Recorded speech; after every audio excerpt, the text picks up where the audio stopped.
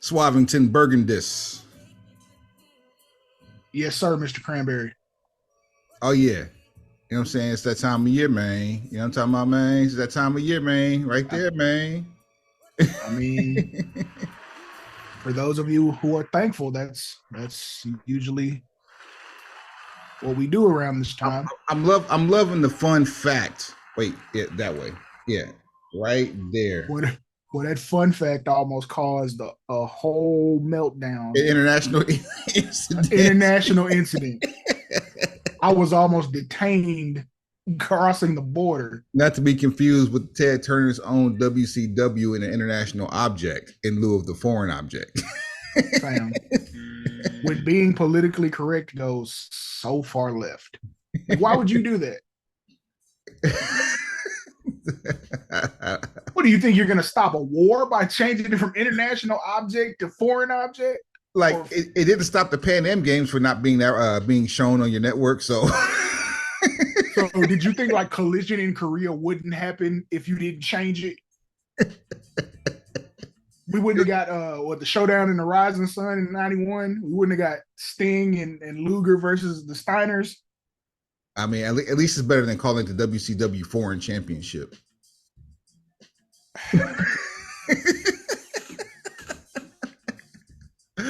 I guess this is a great place to start, Suave. WCW is back in the news again.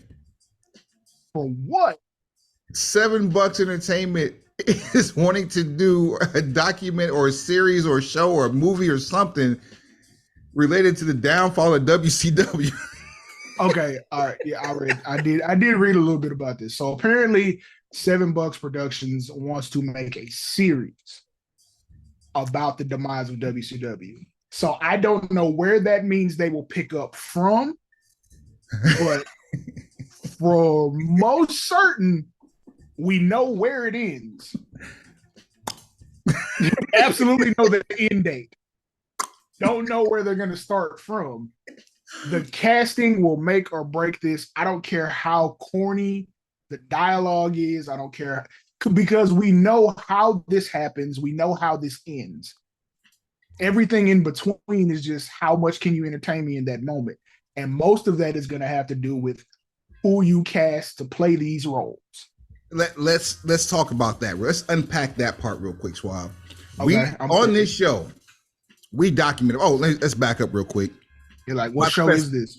By the festivities listed on the screens below you here or below our heads here, you know what time of year it is. Today is Monday, November the 20th. Year of our Lord.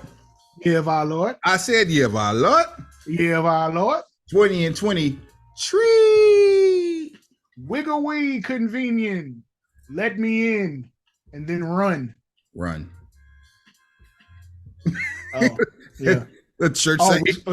Yeah. Amen. I mean, you're going to need to pray, so you might as well say amen at the end. Yeah.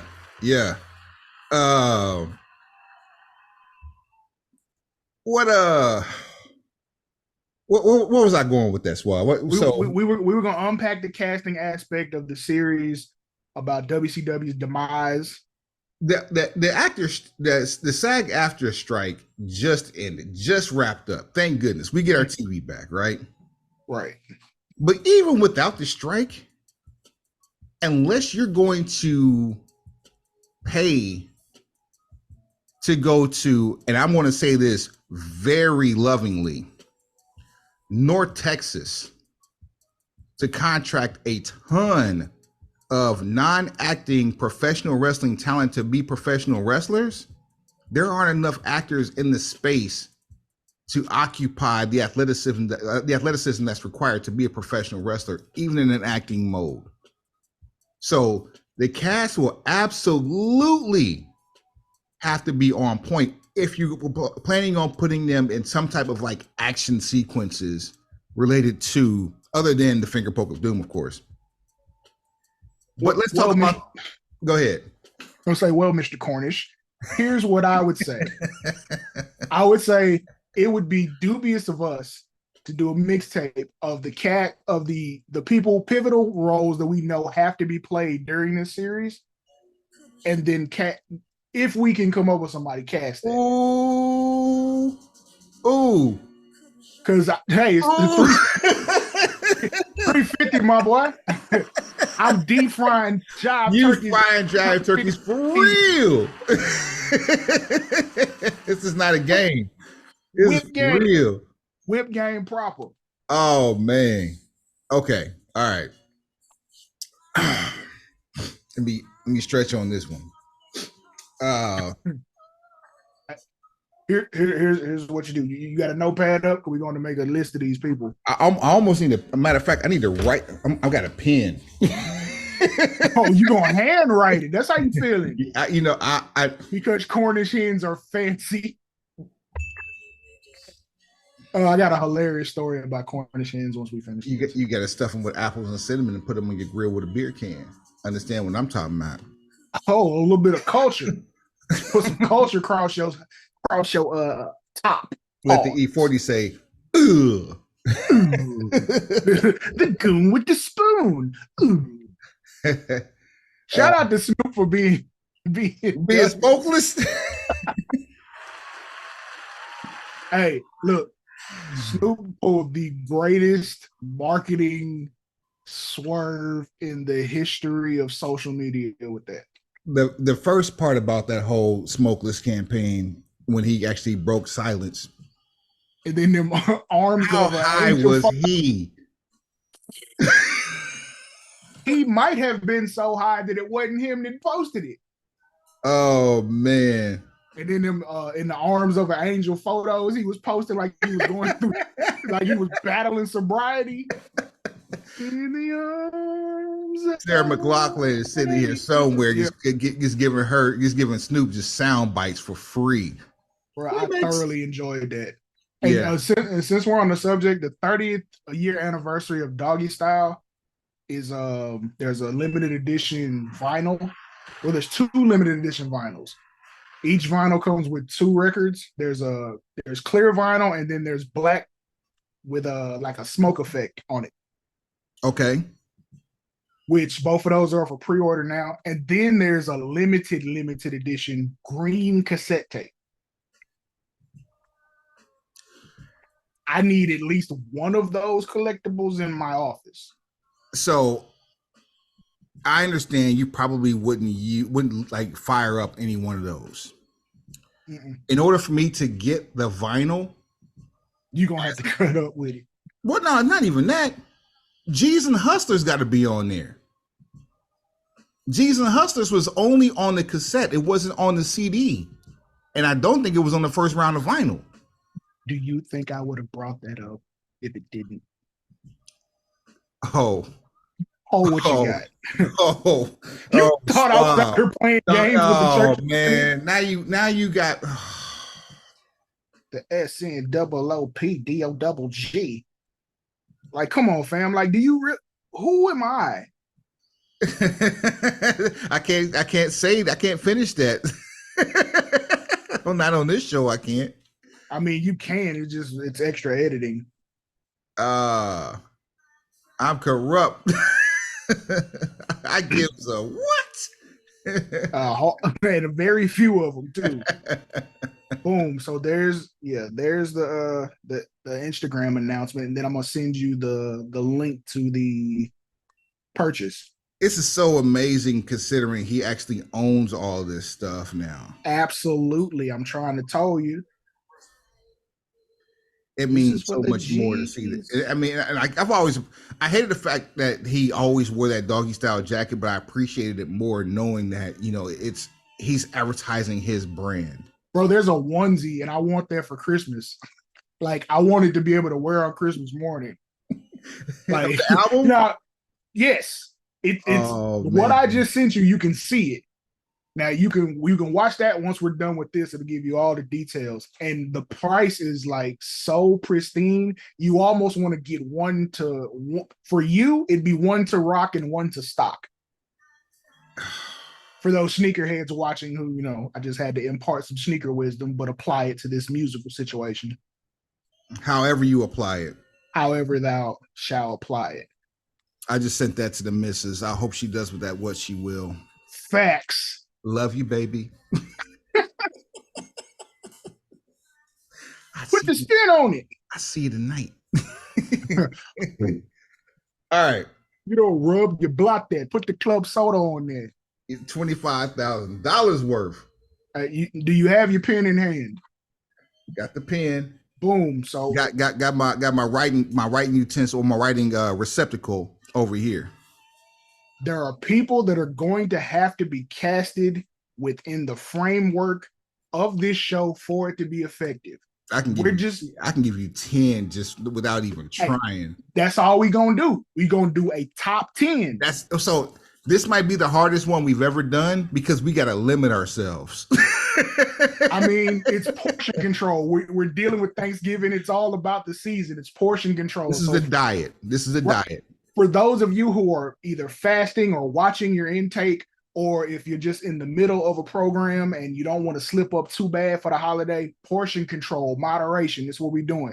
Top 10. So we cast in the top 10 roles. We got please chime in because Suave, you got to come with the artwork for this one. On the at Broken Pencil BC on everything, every social media platform, especially the Instagram. Tap in. We need your help on this one. The top 10, and you can make your own top 10, or you can just spitball onesie twosies as you want to. Pencil pushers. Indeed. Who's going for? Are we going to do a coin flip on this first? I mean, if you feel the need, there are games on for Thanksgiving, so there is a coin flip. We can save it for that. I'll let you go first. I'm in the spirit of giving. Go ahead. Give me number one. You got to cast Eric Bischoff. Absolutely. I would not accept any other answer first besides Eric Bischoff. Not that this is in any order. Nah. But there's no way I'm letting anything, like, even if it was me, that's my number one.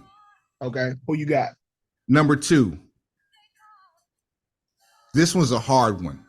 And there's no wrong answer here. Pause. This one. You're a child. I'm going to go with Kevin Nash. Excellent. Hit the bell for yourself. Pivotal, super pivotal, super pivotal. I'm going to say that it's imperative that you cast Hulk Hogan. That was my other number two. Nash would have been my number three. Okay. Number four. None of this happens without Sting. Agreed.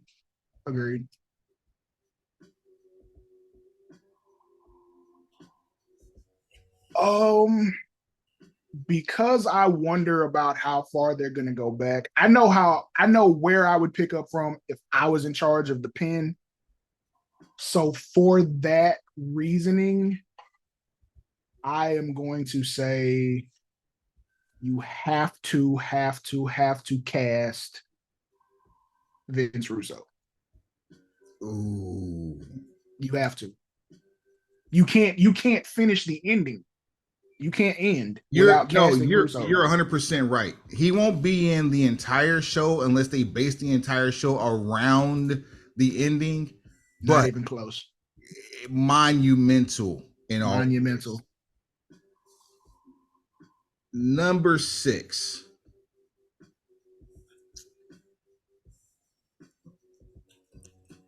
Here's a curveball. I don't know if you had this one on your agenda or not, but we gotta see him somehow, somewhere in this show. About to see. Who you got? Vincent Kennedy McMahon.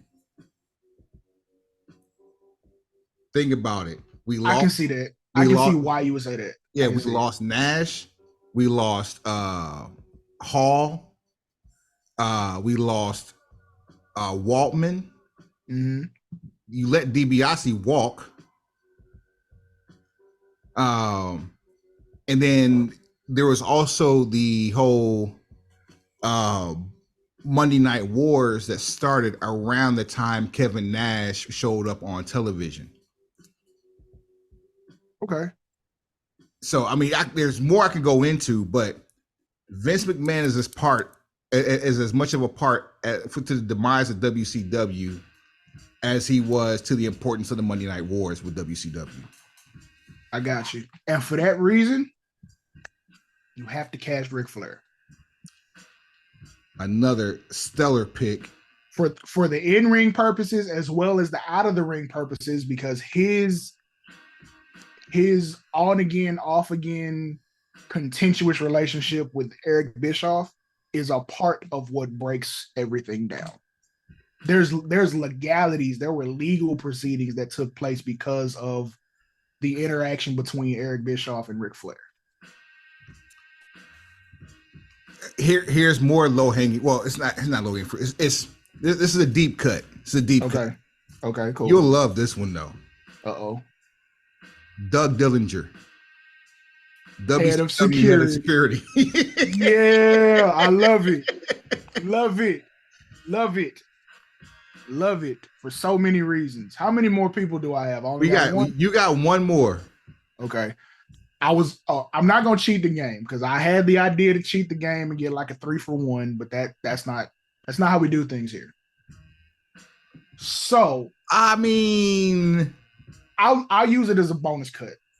I'll use it as a bonus cut because it's gonna matter, but not as much as some people might think.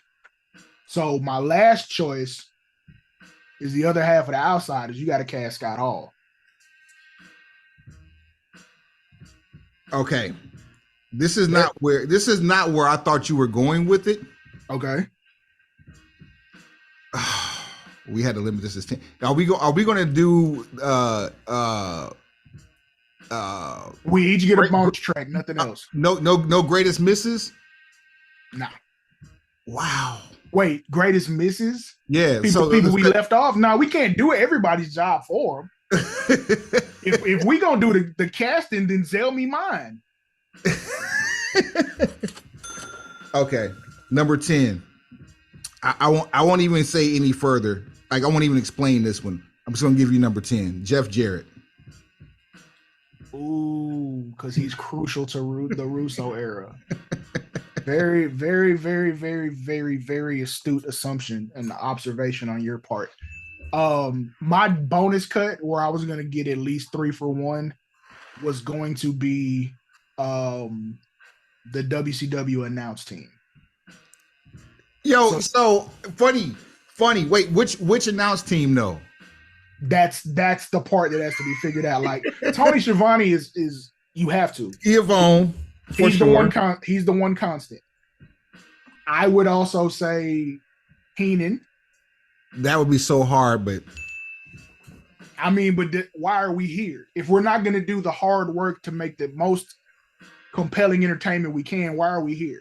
Why are you even setting up lights? And despite the IWC, I would cast him as Paul Heyman. Absolutely not. You know that ain't happening. And then I would probably say Mike Tenay. I'm not mad at Mike Tenay. I think you can get Mike Tenay to play Mike Tenay if we being 100% honest about it.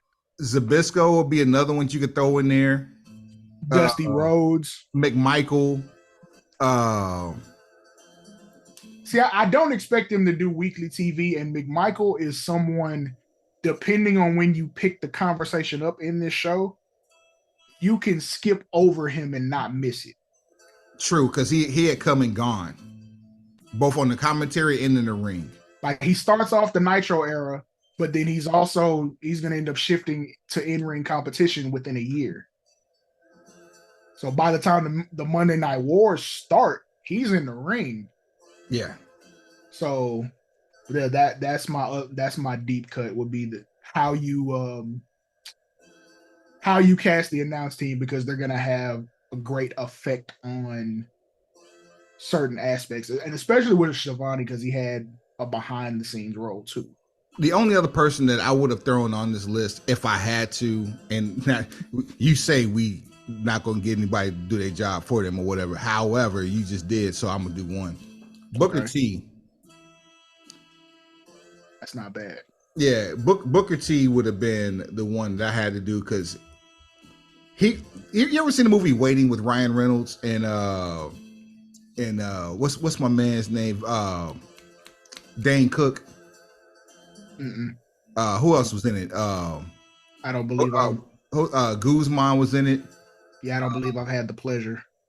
It came out, I want to say late 90s, early 2000s. It's about a group of people working at a restaurant similar to like, Bennigan, something like that. And hanging out, everybody cooking in the kitchen. Andy Milonakis is in it. And one dude quits because he's just like, it's his first day and everybody's acting a fool with him. Like he's not learning anything. It's the typical first day in a restaurant. So he goes out with the bang. It's like, F you, F you, F you, you're cool. And but he does it like reading everybody the riot act. And then he talks smack to one of the cooks. It happens to be Dan Cook. And he said, oh, and especially F you. And he's like, me? What did I do? Booker T being in this cast is the me, what did I do? And he didn't do anything wrong. He's just there. but he's pivotal to the story. So just run it back.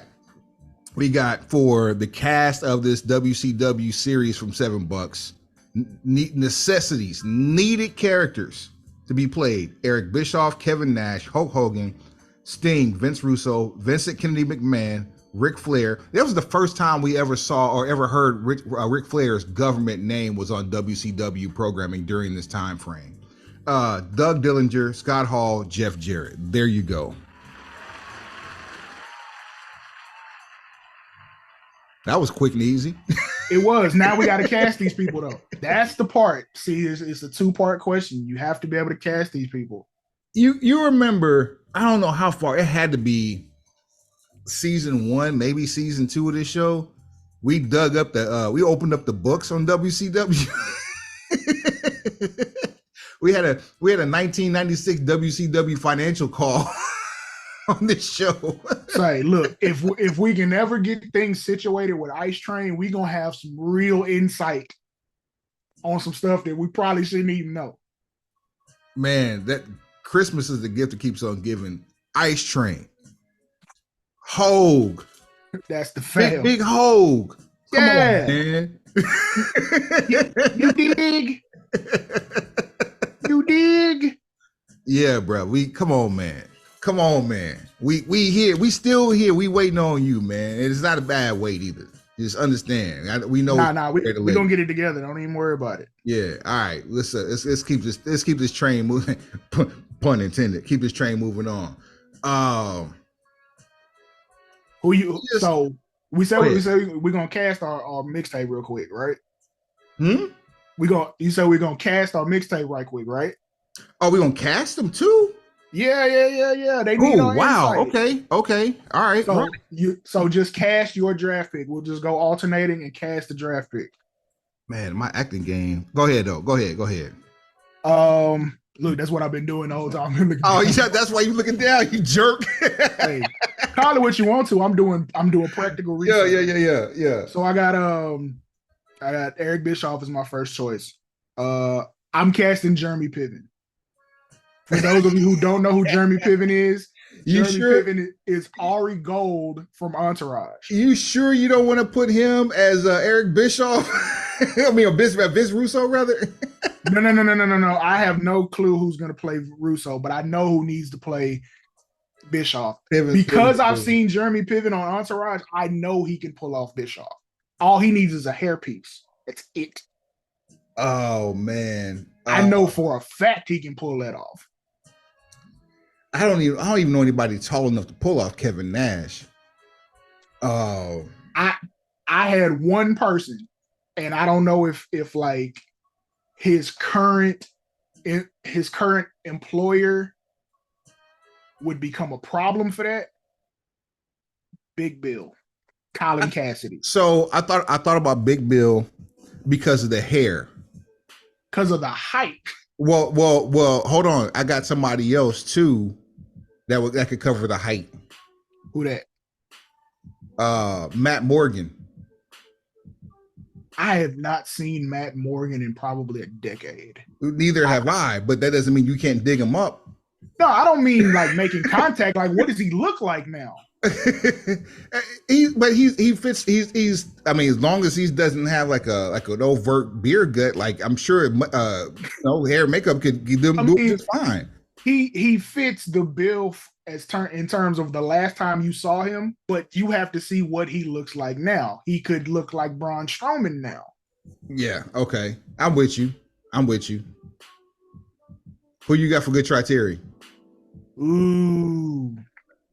Um, Great question. And I'm gonna let Yo, us wait till you see this. uh-oh. Oh boy, wait till you see this. Go ahead though. I don't worry. I'm Uh sending it to you.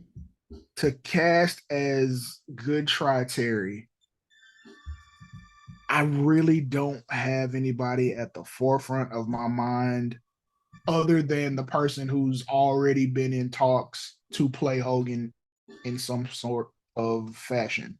That's Chris Hemsworth. I don't know if this particular series is going to be able to pay him that type of bread to play this role. Sometimes they don't need that, and I give you a perfect example of why with Sting. Okay. Stephen Amell. Okay.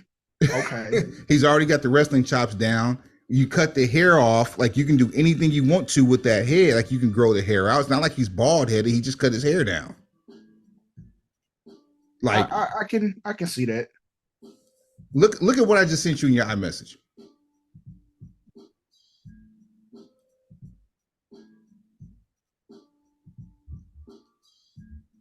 What? Yeah, he's not playing. He's not going to play Kevin Nash. You can hang that up, fam. He could. Would you like to tell people why he won't play Kevin Nash now? Oh man, Matt Morgan, who was a stuttering idiot in WWE, went to TNA and actually had great success in TNA. Two-time World Tag Team Champion, is now the mayor of Longwood, Florida. Actually, the former mayor of Longwood, Florida. He's in politics. He's the East Coast Kane.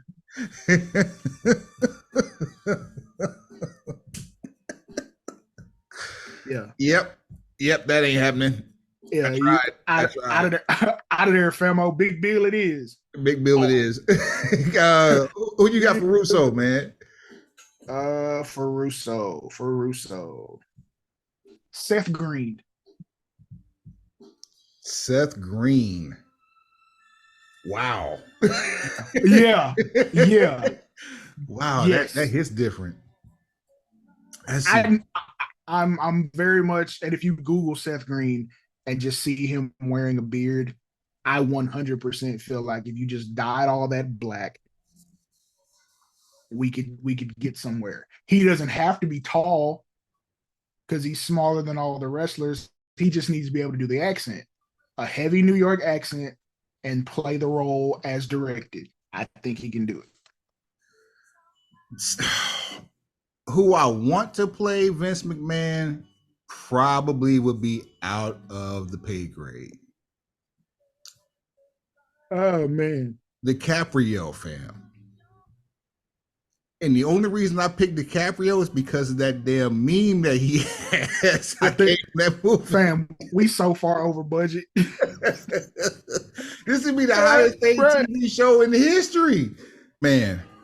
I'm mind blown how you just wasted the budget halfway through the casting. Bruh, come on, fam. Like, what? DiCaprio, man, you can't tell me DiCaprio can't play Vince McMahon. This would be the highest paid TV show in history. Leonardo DiCaprio playing Vince McMahon on a television show. There's a bank being built right next to the set of this show. Who is producing this? It's $7. This is not. No, I'm saying this is not the OJ trial documentary with John Travolta and Cuba. Come on, bro. You have Vinny Barbarino and Trey Styles. So Matthew McConaughey gonna play Ric Flair? Woo. Well, all right. Woo.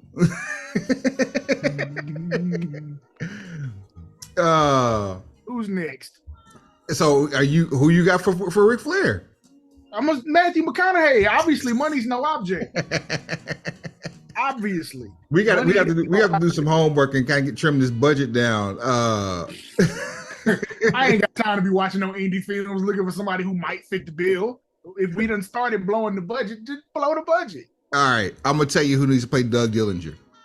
I got a perfect Doug Dillinger, and I'm wondering if you're gonna pick the same person. John Goodman? No, that is a good pick though. That is because you've been watching the Righteous Gemstones. Yeah. Righteous Gemstones. You big? In that case, you could cast Danny McBride. Danny McBride would be Vince. So okay, boom. Take back my DiCaprio. Cast Danny McBride as Vince. Okay, take my McConaughey away for Ric Flair and use Walter Goggins. I'll take it cures the COVIDs. It cures the COVIDs. Yeah. No, but my choice for Doug Dillinger would have been Jonathan Banks, aka Mike from Breaking Bad. Ooh, Mike Ehrmantraut. Yeah. I'm in my bag, G. Who next? Scott Hall for you. Ooh, Scott Hall. You need someone who looks like they're of another nationality, even though they are not. Scott Hall.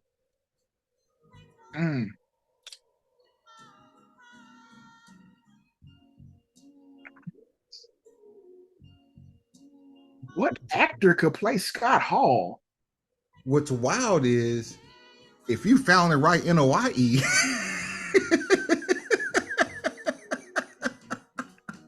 Hey, since you done said that, and we do have somebody in the NOIE family tree who wants to start testing Hollywood, Roman Reigns. Let Roman Reigns play Scott Hall. Not only am I gonna let you cook, let me give people some backstory in case you are like really tripping, like you dove as deep into this as we have, Paul. All right, where we at? Scott Hall. I was casting Scott Hall. Finally came up with somebody. John Bernthal. For those of you who don't know who that is the man who played the Punisher in the Netflix series. Okay. Yeah. I had to get active real quick. One time for the one time. This may sound like a bank breaker, but if we haven't had enough already. He's been pretty modest as of late, and it's for the betterment of television viewers and movie goers everywhere. All right, let's hear what you got. For Jeff Jarrett, Brad Pitt. Are you kidding? We have no more money. I can't cast anybody for that. The extra game is going to have an extra hangout on the corner of Cadence and Industrial, now known as Riverfront. Nah, I'm good. Bruh. Are we, bruh? The corner of Riverfront and Cesar Chavez. This show ain't getting made. There's a parking lot there. It's just grass. It's owned by the Von Erich family. My God. Did I already cast Ric Flair? You did. Did I? You did. Who did I cast for play Flair? Who did you cast? Because I didn't write that down. Because you're not writing any of this down. They got to rewind this. Who did you? Oh, go ahead and cast Flair again, just for the hell of it. You can't go. Wait, didn't we cast somebody from Righteous Gemstones? You casted John Goodman as Doug Dillinger. For Doug Dillinger, because I had DiCaprio and I took DiCaprio away. Right, and then I took away. It wasn't Ric Flair we were casting for though. Oh, it was Matthew McConaughey. Yeah, that's right. I got rid of Matthew McConaughey. Who did I replace him with? Yeah, hell if I know. Bradley Cooper. Bradley Cooper to play Ric Flair. That's how you do that. Bradley Cooper. Sorry Oh to man, Cassidy. you can get Anderson Cooper to pay Tony Schiavone. No, you know who I really want to play Tony Schiavone? Zach Galifianakis. He got the he well Tony lost the mustache by then, but yes, if I he don't need him with facial hair. He can shave all of it off, but we know if he grows the mustache back, he's gonna fit in perfect. But Zach Galifianakis has the voice. yeah, he's up to 88 on Tony on the ski of on. That's for sure. Originally, I was gonna cast Jonah Hill as Tony Schiavone, but what I can do, Jonah Hill could be Mark Madden. Exactly. That synergy. There you have it, right there. Bingo. Good job, sir. Oh man, what Great a time! To be what by as I say. Yo, absolutely. It is a joyous time of year. All right, as we continue on, we did have AEW Full Gear this past Saturday. We did. The Texas Death Match came as advertised. I'm okay with them referencing Texas because on 220, I was like, look, nobody in this match is from Texas, and I don't have the highest confidence in one person's tie to cowboy culture being the reason to put Texas on everything. I don't necessarily need to be connected to everything he does. But in this situation, this is bloodier than anything we've seen in recent memory, and we've seen some bloodbaths on AEW television. Like we've seen reckless death match situations on AEW television, and then we're seasoned enough to have seen some real life.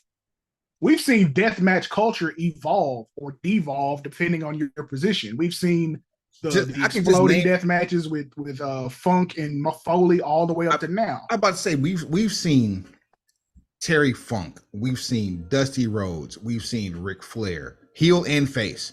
We've seen homicidal, suicidal, genocidal, death-defying Sabu, and he earned every bit of that. In the 1980s, we saw Abdullah the Butcher. We've seen Maniac Mark. The man's name is Maniac. Mark Lewin. Bruiser Brody. Bam Bam King Kong Bruiser Brody. We've seen deathmatch culture at its finest. This is probably, you know what? We need a tournament. I got a question for you. Shoot. First person comes to mind I have in my head right here already. But it's making me wonder this question. Who is the manager of the bloodiest faction of all time? Don't confuse bloody for dangerous, because I know who that is. If Blackpool Combat Club still had William Regal, it'd be him because Moxley bleeds weekly. Yeah. That's a difficult one. Like the first one comes to mind for me is Gary Hart. Okay. I was gonna say it was gonna be somebody in that era. It was either gonna be Gary Hart or Skandor Akbar. That's the thing. Akbar's group was usually administering the punishment. They weren't the ones bleeding. Well, then yes, we need clearer definitions on bloody. If you're just always bleeding, like obviously you're not coming out on the top side of a lot of this stuff. Pause. At Gary Hart, we had at one point one man gang. We had Mark Lewin. Who else would have Missing Link? Kabuki? Yep. The Dangerous Alliance bled a lot, but they didn't. When they bled a lot. They didn't bleed that often. I think they might have really got to it in War Games, and then after that, they were. I feel like if there's a faction that's bleeding all the time, they either their faces and don't have management, and if you're a heel with management and you're bleeding all the time, something ain't right. Other than maybe the Four Horsemen, because the Horsemen were about selling. They were leaving with the gold at the end of the night, but they were selling, putting the opponent over, and part of that included blood. So that might be they would definitely be top 5. If any pencil pusher out there has access to any episodes of Championship Sports that was world class championship wrestling on Saturday nights on KTVT Channel 11 in Dallas, Championship Sports was not labeled as world class championship wrestling. So if you have the red, yellow, and blue ropes, that ain't what I'm talking about. I need the 3 red ropes from the Will Rogers Convention Center in downtown in Fort Worth, Texas, near Cowtown. Wow. Anybody got those, holler at us. Show at brokenpencilbc.com, brokenpencilbc@gmail.com. We need that. We need that. Anyway, jumping off on a tangent. Texas as we proceed. Yeah, Texas Death Match. It came as advertised. Swerve Strickland, the right guy, won. The irony is the fact that we called it. We did. Hardcore fans think that the tights were a tribute to Terry Funk, and it could have been perceived as such. Swerve removed all of that and said it was a tribute to the late great Bray Wyatt. Shouts out for that. Can I ask people of the internet wrestling community to stop doing this one thing? Stop reporting. Stop reporting your opinion as fact. That's all I'm asking. If you think it was a tribute to Terry Funk, say that in that manner. Do not report your opinion as though it is verified fact, because now you're spreading misinformation to the point that the person you're spreading misinformation about has to clear it up, when truthfully, that's not something he would have had to clear up. Otherwise, it's just up for interpretation. Or that's one of those things like, if he ever gets to talk about the match 5, 10 years from now, that's something you could bring up then. Just do me that solid. Just stop reporting your opinion as fact. I'm trying to find this tweet because it was one of those tweets that popped up, and I'm trying to find any semblance of this because it's part of the toxicity that is. Matter of fact, you got something to talk about on toxicity while I try to dig this up. So apparently someone who at one point was a major proponent of being an AEW apologist to a degree has taken a stance on an ex-AEW talent that is guilty of putting them in a disparaging light. So the guy we refuse to talk about on this show anymore because of previous stupidity has gone yet another level and decided to say that Jade Cargill, not air quotes debuting yet, is not a result of like long-term planning, not a result of any sort of larger plan. It's simply because WWE saw her wrestle and now they're not sure.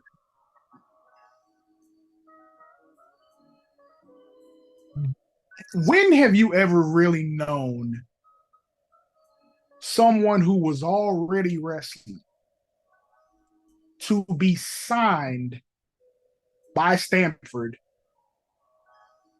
only to then be evaluated as someone who could not perform the given task?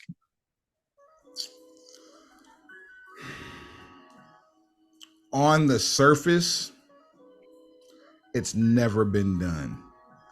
Okay. Let's start with a legal reason. No one wants to be charitied their work. No one wants to be handed money for the sake of saying, I'm suing you for defamation based on the fact that you think that I can't perform my job. What we have seen is someone like, Gable Steveson, who's a bona fide stud outside of the WWE, when it comes to his claim to fame, which is amateur wrestling. He had one match in WWE and has had, to my knowledge, to my count, 2 stints with WWE. Once with an NIL deal while he was in college, once post college, that led to the match that he had at an NXT event, at a PLE, and then has subsequently left NXT again. So if I had to pinpoint one person where that could possibly be the case without being told that that's the case, I'm going to say Gable Steveson. But on the surface, being told that you can't do your job and because we've seen what you can do and it's not what's quality for us at this company, never happened. I mean, there's such a thing as slow to pick up, because some people they pick it up at an accelerated rate.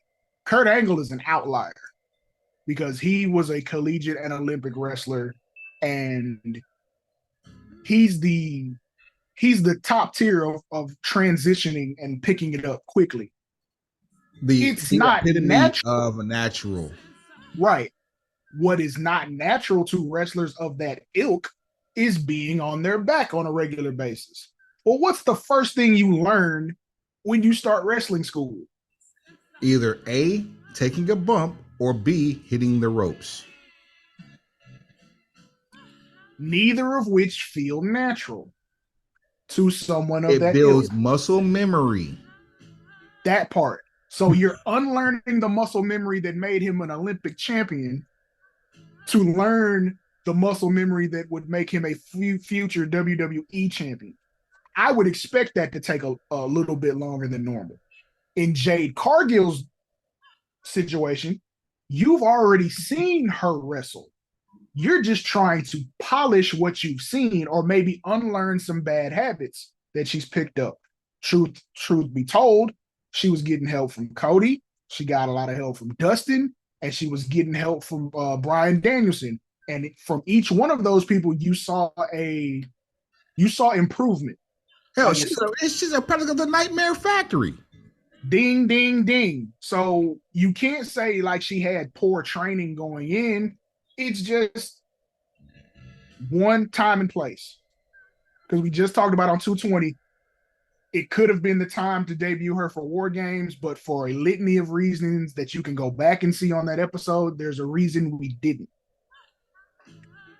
They're not going to let her get out there without learning the WWE way, which we also know that is a specialized version of professional wrestling. No one anywhere else teaches and preaches professional wrestling the way they do in Stanford, because And they're not making. if they did, it's because they were there in Stanford. Bing bong, or you are a subsidiary of, you're a talent funnel for WWE.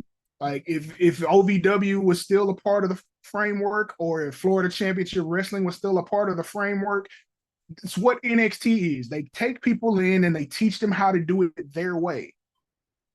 And the list of people that come from independent wrestling or outside of the Stanford walls to bypass NXT is few and far between.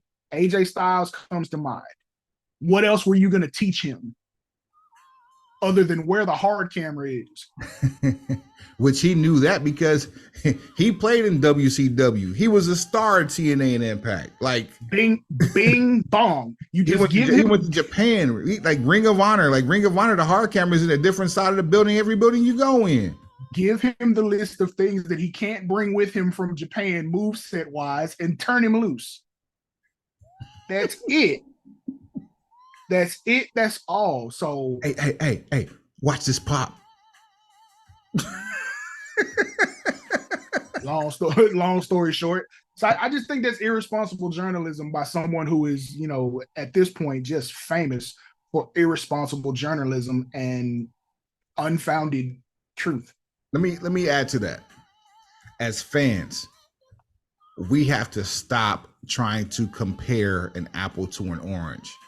They grow on 2 different trees and 2 different types of year, 2 different climates, and they taste completely different. Facts.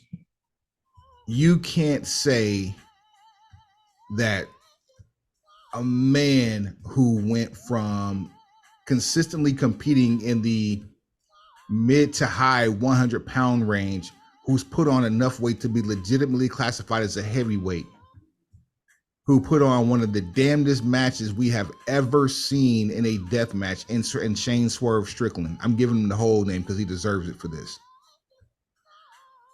You can't say because he's begging for on promos for a shot in an era where if you don't take the bull by the horns yourself, you don't get anything. You can't even cook a hamburger. You can't blame him for saying what he says if he has a free microphone, nor can you compare what he's trying to do and what's about to happen for him by minimizing the person who is cross town that has been carrying the company for 3 freaking years, working the most part-time of part-time schedules. You want to, here's how you know. You take Roman Reigns away from WrestleMania. See how many tickets you get refunded tomorrow.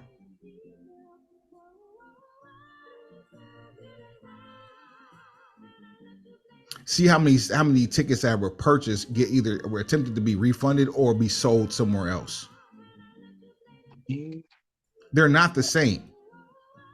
But what you're not going to do is talk about why Swerve is begging for 3 months worth of spotlight. He gonna get as much spotlight as he deserves. I've already said it before. I don't care for his theme song. It ain't my cup of tea. But just last night, in front of my wife and daughter, I was swerving when I drive. I was swerving. All the pressure I apply. For the confines in which it is used, I am totally okay with it. Yeah. Like, am I gonna listen to it in the car? Never. Only if I'm mid joke. Like, it has to serve a purpose. Am I listening to it for my own? Is it part of my regular listening palette? No. Is it something I'll listen to in a certain setting or a certain mood? Yeah, because I'll listen to Nakamura's entrance music in a certain setting. Same thing for AJ Styles. Same thing for the old school Undisputed Era theme song. In a given scenario, yes. Red light parking lots of wrestling events, by all means. Like I've gotten loose before doing that kind of stuff. That's fun, right? You know, but let Swerve. Let him go get active, get what he couldn't get in Stanford, which is an opportunity. People can say that he took opportunity and squandered it. I beg to differ. The type of things for the type of wrestler that he's trying to accomplish, he could not do in Stanford. Proof of that is the death match he put on Saturday. Now, I'm not saying I'm not here for all the blood and guts like I used to be. That served a purpose. And just go ahead. Like Swerve said Saturday, though, I hope to God that's it for Paige. I hope he doesn't come back. That's how you blow off a feud right there. If Paige comes back from this, it's a blown opportunity for AEW, not for Swerve. Of course, but okay. On the flip side, before I give it back to you, on the flip side, WWE Roman Reigns quit talking about how short his time. How worthless of a champion he is. He's carrying the company on his back. There has been scuttlebutt that he may be dealing with some health issues. We already know one major one that has already rehashed itself since he's been a professional wrestler. That's something people don't come back from, and he's here. We need to appreciate him every time we see him. Factual. This is your daily acknowledgement in real life. Like it always takes something above and beyond the call of duty to make people understand or make them see what you're saying, and in the context that you're saying it in is asinine. Things should not have to get this serious again for you to realize, hey, this guy is not like everybody else. There are certain reasons that this goes on. But again, I know why. Because if it was someone else, we wouldn't hear that. And it, we've discussed it at nauseum at this point. I'm cool with it. At some Lesnar point didn't get any of the smoke on either side. he got some, not to this level. Which I was cool with Lesnar when he was doing it. Like I watch with a different lens. So if the dude just did not work as champion at all, and you were just okay, if Roman was doing what Dean Ambrose did with the United States title, then I'd say, you know what? Y'all playing games. Stop playing games, huh? All that talking and faking. Look at all this money we making. Roman is look, I do realize the price of everything is much higher than it has ever been. But still, the numbers are what the numbers are. So if we're grossing all-time box office numbers and that guy's the champion, he's the last match on every show that he's on, bing bong. Compare it to the numbers where he's not the last guy on the last match. And then there's your answer. Factual data. That's all we talking about. We talking about data and performance. 6-7 years ago, you couldn't even see him in that spot. And here we are dealing with him when we get to see him at the beginning of the show and the end of the show. And Swerve is just trying to get like his tribal chief. Why is this a problem? There's gonna be some people online that are exceedingly upset that you found a way to weave Stanford and Jacksonville business together. That's what's gonna be it. That's what's gonna be the problem. Now, besides the obvious. Now, let's have a little fun. Please. let's get off this series. Let's have a little fun real quick. Please. Nature Boy Ric Flair is one of AEW's newest signees. We'll get to a couple others here in just a second. Woo, fam. Woo.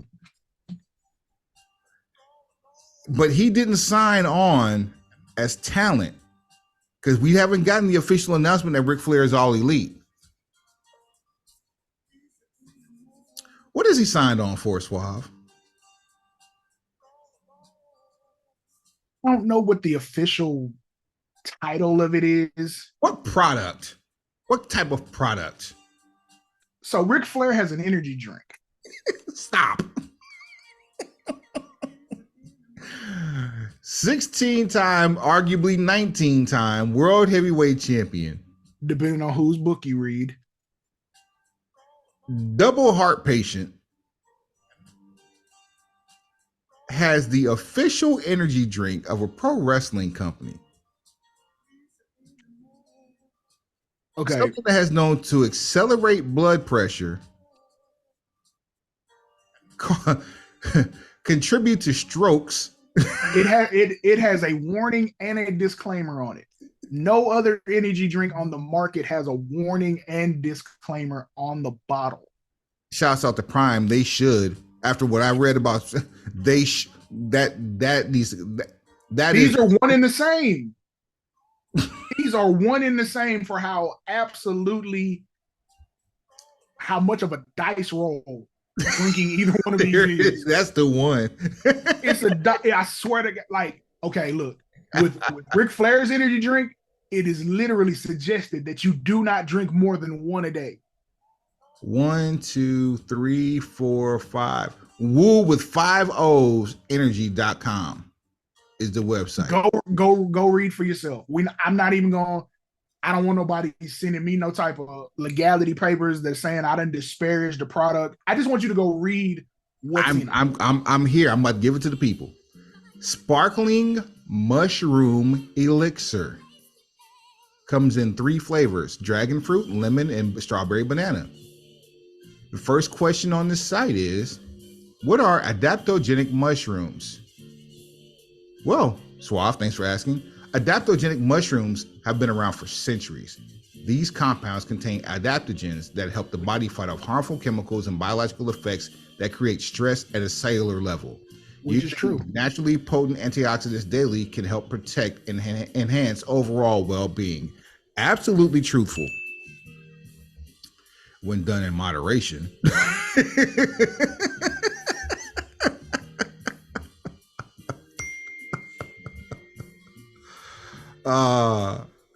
Let's see. They already put the moderation cap on there. They said no more than one a day. It's got lion's mane, no Terrence Howard, and cordyceps, which are widely known to boost energy and rejuvenate the mind, body, and soul by helping you reach new heights. I bet. So, energy boosting blend can help increase mental clarity, enhance performance, and elevate stamina. It can also balance microflora in the gut and support overall cognitive brain function. I got a fun fact about cordyceps. You ever played the video game Last of Us? Yes. Isn't cordyceps what caused the decline of civilization that started the whole? See, fun fact for gamers out there. You know what I'm saying? Get your Last of Us your fix on all. It's got a lot of these things on. It doesn't. The one thing it doesn't have, though, Suave, is the warning. Natural antioxidants, nootropics, and caffeine that deliver hours of sustained non-jittery energy, but without the crash. Truth be told, I'm gonna keep it a buck. I got a nice long drive ahead of me. I'm probably gonna see if I can find me one of these. I'll be scared though. Please don't. It's only gonna be one. Yeah. No, that's all it takes. I might sip. Hey, bro. Sip when I drive. No. I might sip when I wait. No, don't do it. Reconsider. Read some litter. Sure on the subject. Please don't drink that and drive. Don't drink and drive. Don't drink and drive. All right. If you care anything about the future of this program, don't do that. And don't substitute it with Prime either, because Prime supposedly has 3 times the caffeine of a Red Bull. Yeah, and I've seen people drink 2 of those back to back. Not happening. And for those of you who don't know what taurine is, Google it.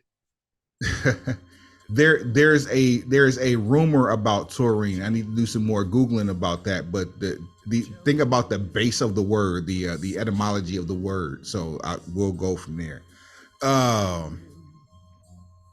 Will Ospreay, Big Bruv, as I call him. Bruv got a bag. Big Bruv got a bag. Big Bruv's got a brand new bag.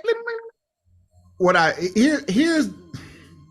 What's you've been waiting all show for this. I want to keep it short. I'm going to keep it short because the rest of the conversation isn't really worth my time, to be completely and totally honest with you. But things got to make sense, right?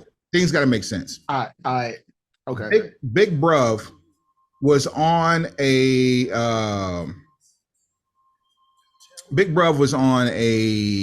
match card for a video game themed match to be alongside Brian Cage, Konosuke Takeshita, and who was the other one?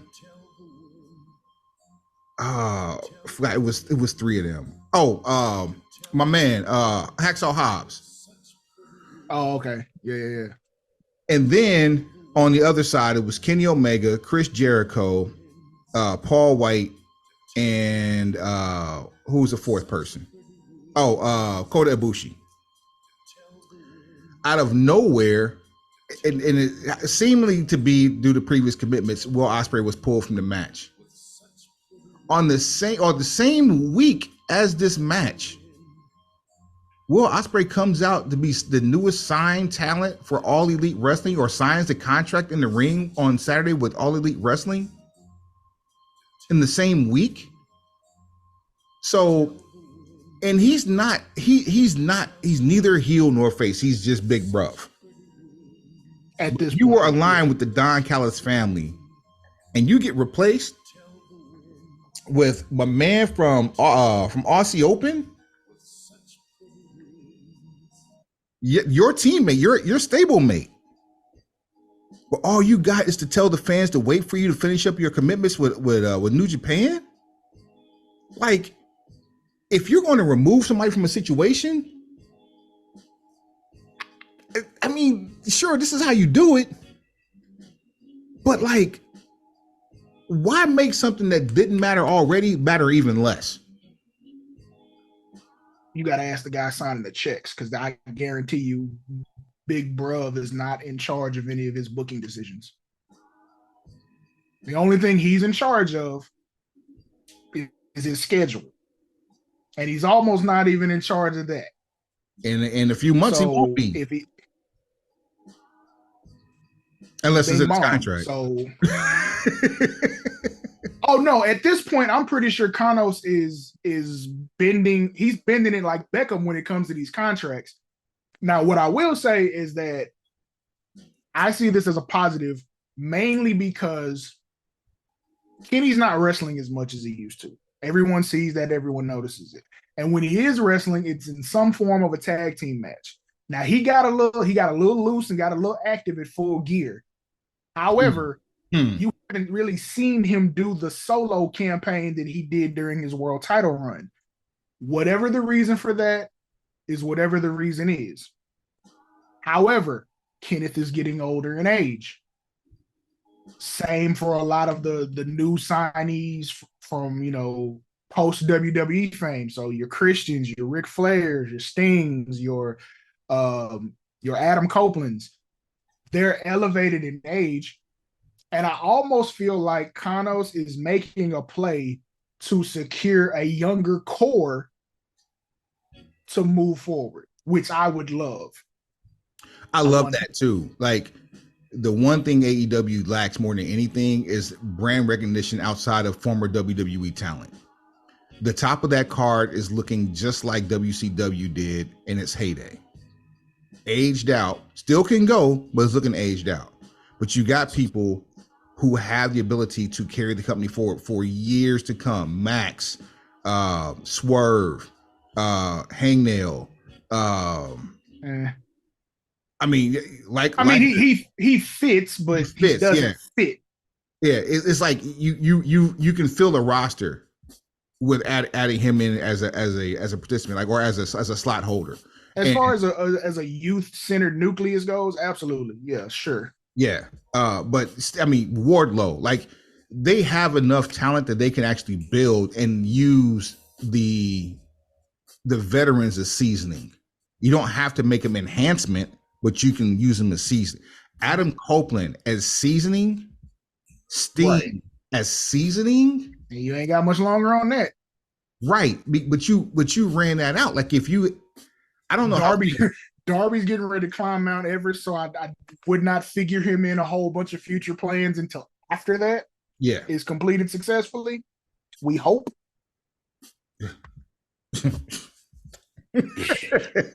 Hit the bell. We hope. We wish.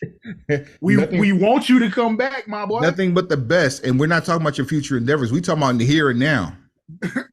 In the here and now. Do you feel me? In the year of our Lord. Suave, I got one other piece of business here. Am I missing anything? Have we hit all the points? Let me evaluate. Give me a second to evaluate. Oh, we got to play a game and then we'll get out of here. All right, there it is. In 3, 2. Hey. You know who ain't gonna win. You know who ain't gonna win. You know who ain't gonna win. You say that this again. I know who ain't gonna win. You know who ain't gonna win. You know who ain't gonna win. We say that this again. 1, 2, 3. Get your yo. 1, 2, 3. Get the no. 1, 2, 3. Get your yeah. 1, 2, 3. Get the yep. Hey. Who is it sponsored by? It's sponsored by your mama's cooking. Yo, man. It's that kind of party this year, man. Like, literally, for those of you who don't have your mother's, blessings to you and yours. Right. For those of you who still do, I don't care if she can't cook. Have some of your mama's cooking. It's only right. It's the only time of year where it really matters. And plus, Facts. Blue Star Gang taking on the W's, whatever they call themselves this year. That's going to be a massacre. Don't care. Doesn't matter. Yeah. Survivor Series 2023 is on the table. Right. We have so far 5 matches as of this recording. Maybe more to come. We shall see. Let's run them down real quick. Run it. Santos Escobar versus Carlito. Suave, who ain't gonna win? Carlito ain't gonna win. I hate it for him because he's coming back. I hate that he come back in the best shape. It was like to be an enhancement talent. It's not an enhancement talent, but at the same time, who you gonna get more out of, Carlito or Santos at this point? How many W's Carlito gonna get, and is he gonna get a title run anytime soon? What title is it? Yeah, exactly. For the women's War Games match, Bianca Belair, Chick Flair, Shotzi, Becky Lynch taking on Damage Control, Bayley, Asuka, Io Sky, and Kairi Sane. One of those doesn't belong. One of these is just not like the other. Suave, who ain't gonna win? I feel like for the sake of what Damage Control can be and would be, the Face Gang ain't winning. Face Gang ain't winning. We on the same page. Oh, we might have a same card here. Hey, look, we got to atone for Full Gear because there's a couple of them we missed on bad. Swing and a miss. The whiff. Men's War Games match. Now, this is a 2-parter. Judgment Day, who's Damian Priest, Finn Balor, Dirty Dominic Mysterio, JD McDonough, and the newly pledged, the newly crossed Drew McIntyre taking on Cody Rhodes, Seth Rollins, Jey Uso, Sami Zayn, and a player to be named later. 2 questions. 1, who ain't gonna win? 2, who's the player to be named later? I'll answer those in reverse order. There you go. Player to be named later, Randy Orton. I hear voices in my head. That's what they called me. Told me what they said. For that reason, and because of what could potentially happen coming out of that, I'm gonna again say Face Gang ain't gonna win.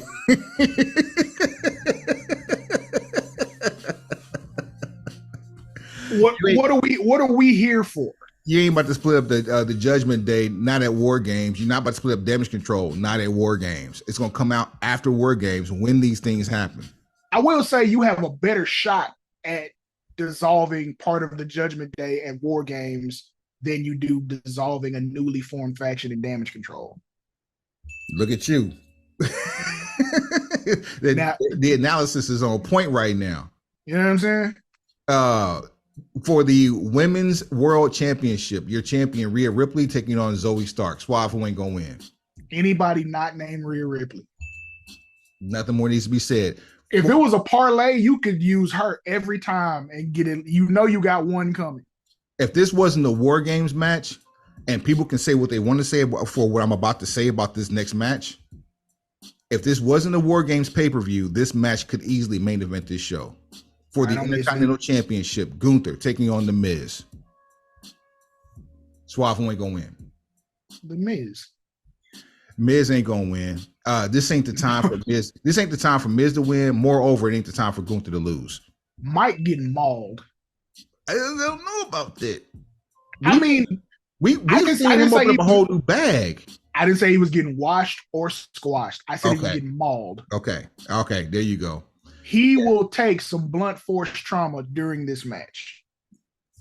To paraphrase great 90s battle rappers, they say the hands on his chest look like taco meat. Miz gonna come out of there battered and bruised. It ain't gonna be pretty, but Miz ain't gonna win at all. And that's it. Show at brokenpencilbc.com. Show at brokenpencilbc.com. brokenpencilbc@gmail.com. On all things social at brokenpencilbc. On what? Everything. I am Sweet Potato Fly. This is the man that has the he fries deep fried dive turkey to 350 degrees. Suave for mayor on everything for him. I am at Deja One. We thank you. We give thanks and take him to the house. Do we get cranberry mimosas at the Survivor Series? Ooh. Ooh. Did he take did he prorate the buyout and get 2 days back? To Chicago. avoid the lawsuit that should come with that? Probably. Chicago. Man, would you let somebody foot your bag for you for over 2 days? Yo, what if he's a to be announced and it happens on Saturday? Is making the announcement as legally binding as a debut? Yes, because at that point it's actually tampering. Actually, okay. No, if it was a character. Wait a minute. Wait, here's the thing about that. Oh, hey, Unc shows up today. Because Unc is gonna have a lot to do about whether or not this happens or not.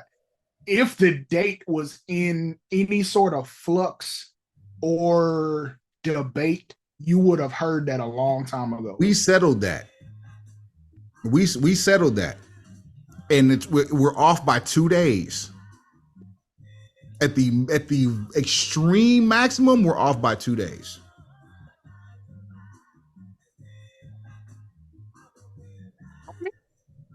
We don't see.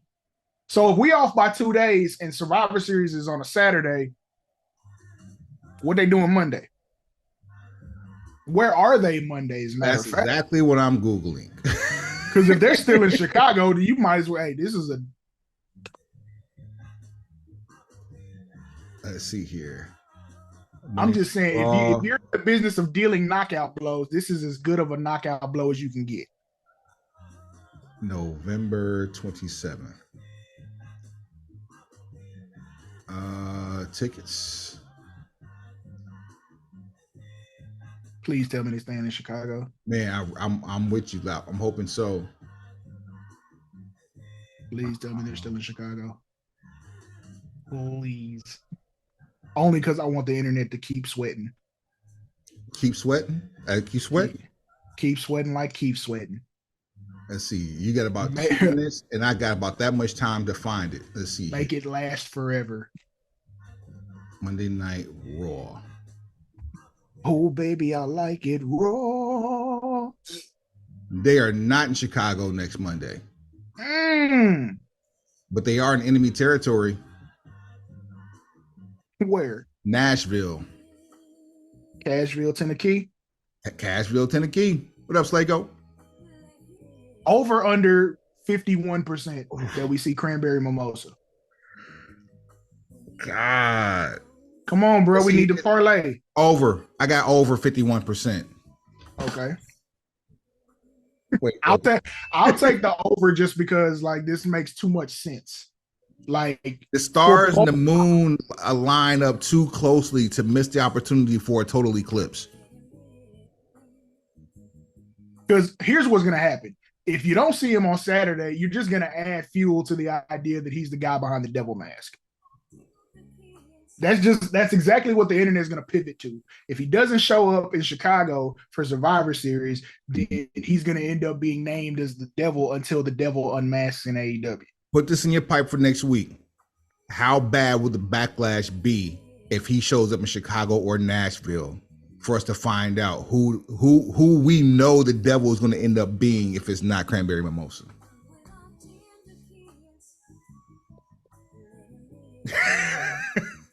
Will there be revolt in the form of absence in the seats, or will there be revolt in terms of the crowd reaction?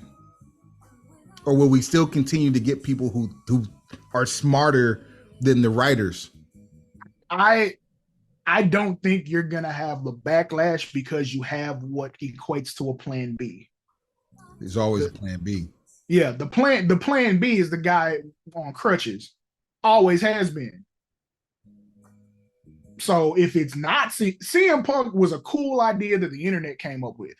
We have no reason to believe that he's that guy, other than the fact that, like, okay, it would be kind of cool. It would be the greatest trick Kanos ever played. And basically would mean the greatest trick the devil ever played was making you think he didn't exist. So making people think CM Punk wasn't in the company anymore and he comes back under a mask, bravo. But I don't care how other much than money that, you got. You're not giving that away on TV, not for free. of course not. You shouldn't. You shouldn't give it away on free television unless you're in a ratings war or you're in a situation where you're trying to boost the ratings so that you can get a new TV deal. Then you do you do it on the Saturday on free television versus a pay-per-view? absolutely Champions not. WrestleMania. It's Wednesday. No. We know that's the day you should do it. Does he do it on that day? That would be a mega fail. Bruh, like, no cap. Like, the reveal of this angle cannot be on Collision or Rampage. It has to be pay-per-view or Wednesday. That's it. It's Dynamite or paid TV. Cannot do this on a Saturday. You cannot do this Friday night. Don't have the traffic for it to matter. Swap, take him to the house. Pencil pushers, like, rate, subscribe, share, comment, tell a friend, tell that friend to tell a friend, and then tell that friend again. Heads up, pencils down. Yes, sir.